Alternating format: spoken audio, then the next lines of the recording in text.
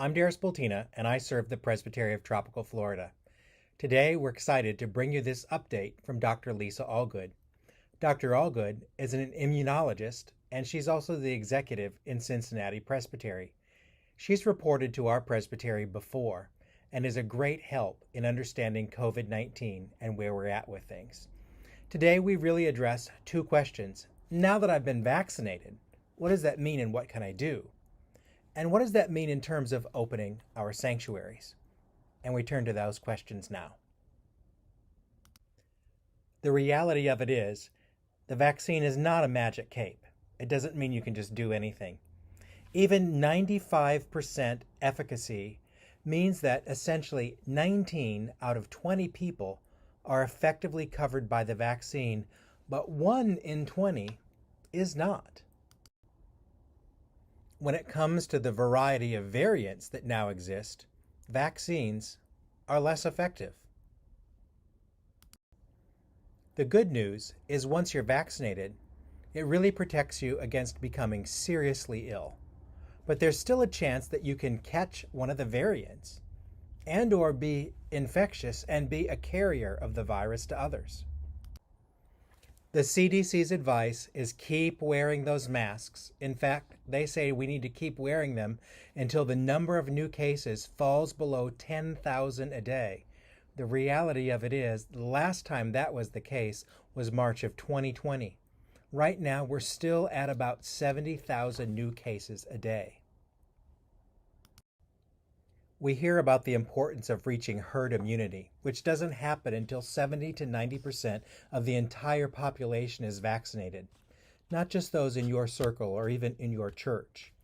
20% of the population is below 18, and they aren't even eligible for a vaccine yet. Currently, vaccines are for folks who are 16 years old and above. So even if everyone who's eligible to get a vaccine got one right now, statistically, we'd still have about 25% of the population that's not covered by a vaccine until one is developed for people who are 4 years old and above. So herd immunity won't really be reached this month or next month, and probably won't come really until 2022. The CDC has come out with guidelines for individuals who've been fully vaccinated. And that is that they would continue to wear masks, continue to practice social distancing, and avoid large gatherings in any public settings.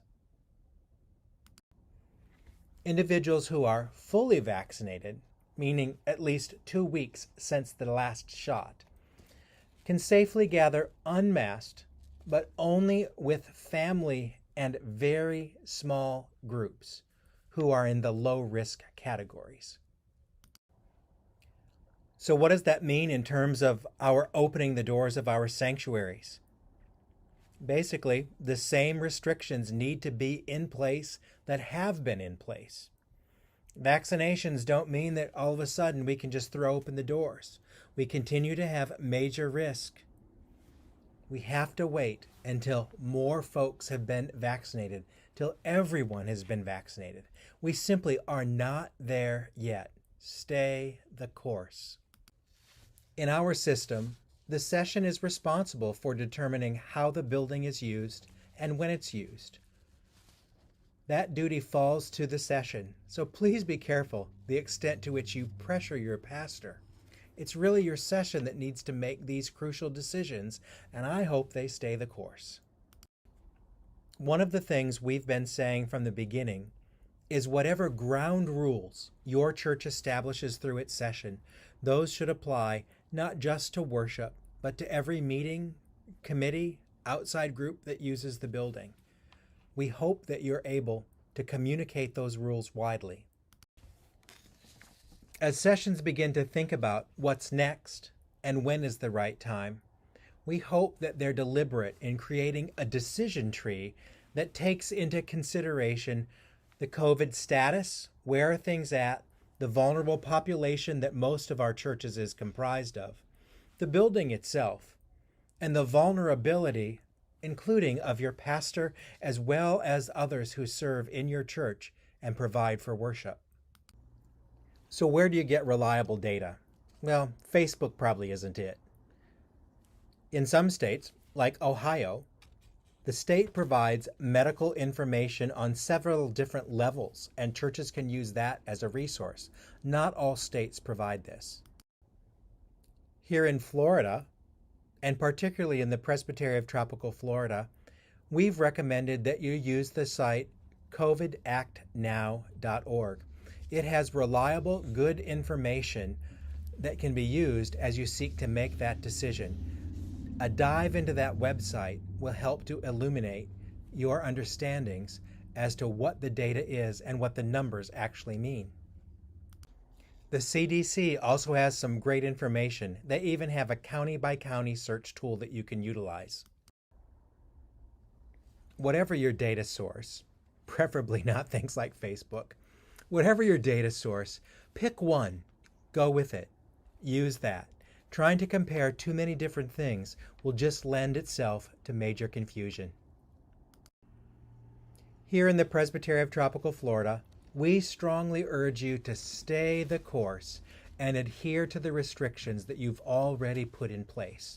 Utilize outdoor worship opportunities if you must gather, rather than being in buildings. Yet if you're one of those churches who's determined that you absolutely must go back to in-person worship, at a minimum, we suggest that you do the following.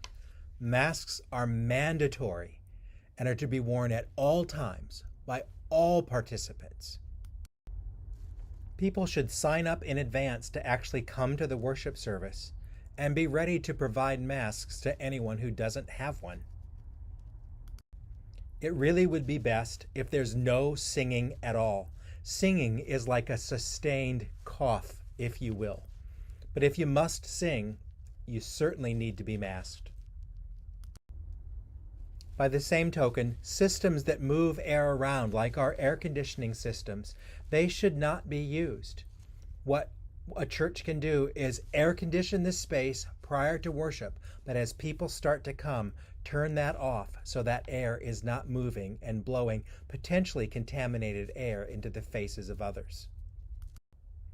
All those special filters, foggers, UV things, all that stuff only works to the extent before the air is moving, before someone breathes into that space.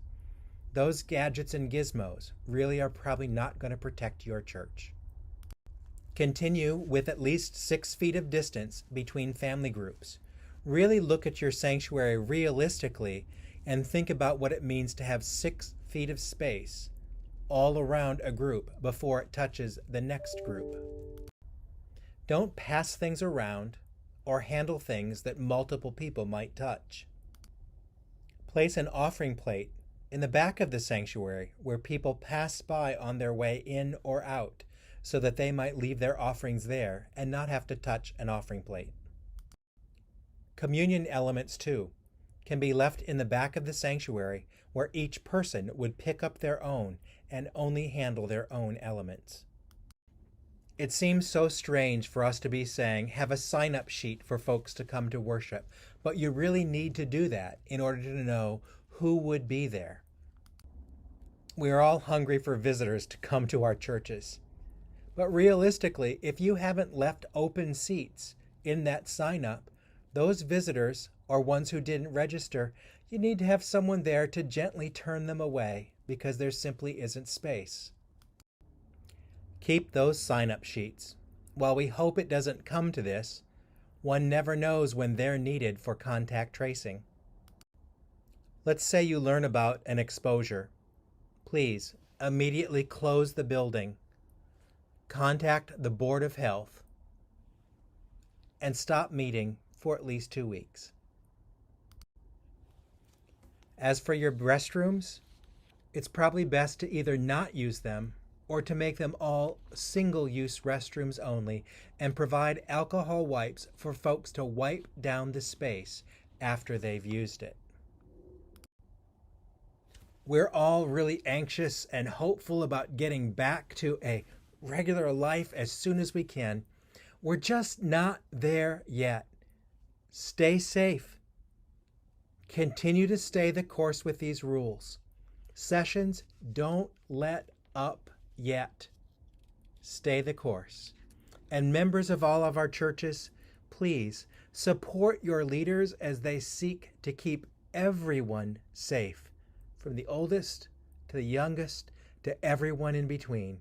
We can get through this together because we're vibrant together. Peace be with you.